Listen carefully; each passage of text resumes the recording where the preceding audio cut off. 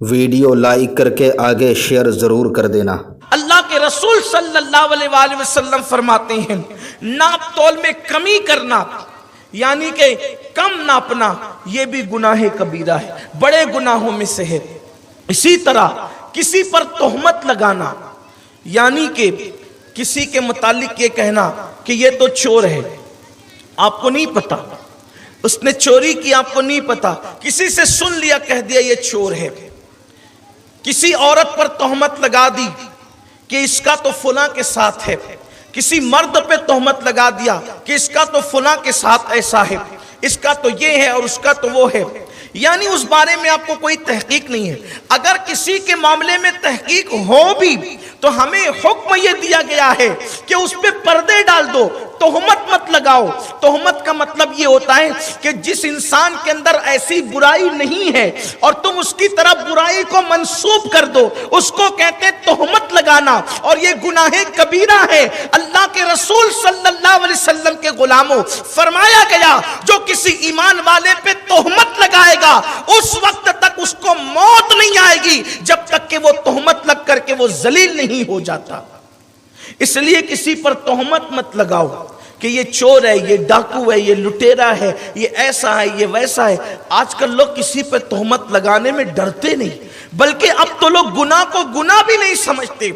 लेकिन याद रखना ये जिहालत की वजह से है, अल्लाह की खशियत लोगों के दिलों से निकल गई इस वजह से है, अल्लाह का खौफ लोगों के दिलों से निकल गया इस वजह से है। तो तोहमत लगाना भी गुनाह कबीरा है।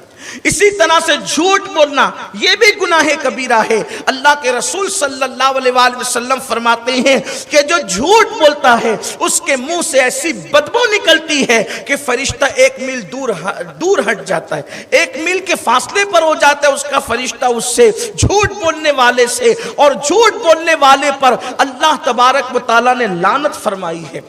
इसी तरीके से अल्लाह के रसूल सल्लल्लाहु अलैहि वसल्लम इरशाद फरमाते हैं, माँ बाप का दिल दुखाना यह भी गुनाह कबीरा है। इसी तरह से औलाद की हक तलफी करना यह भी गुनाह कबीरा है। इसी तरह से नमाज को तर्क करना यह भी गुनाह कबीरा है। इसी तरह से अल्लाह के रसूल सल्लल्लाहु अलैहि वसल्लम इरशाद फरमाते हैं, सूद खाना, ब्याज खाना यह भी गुनाह कबीरा है। अल्लाह के रसूल सल्लल्लाहु अलैहि वसल्लम फरमाते हैं कि सूद का जो अजाब है वो 70 दर्जा है। सूद का जो अजाब है वो 70 दर्जा है, यानी उसकी इब्तिदा और उसकी इंतहा के दरमियान सूद खाने वालों को जो अल्लाह अजाब देगा वो 70 दर्जों में गोया के है, 70 दर्जा है।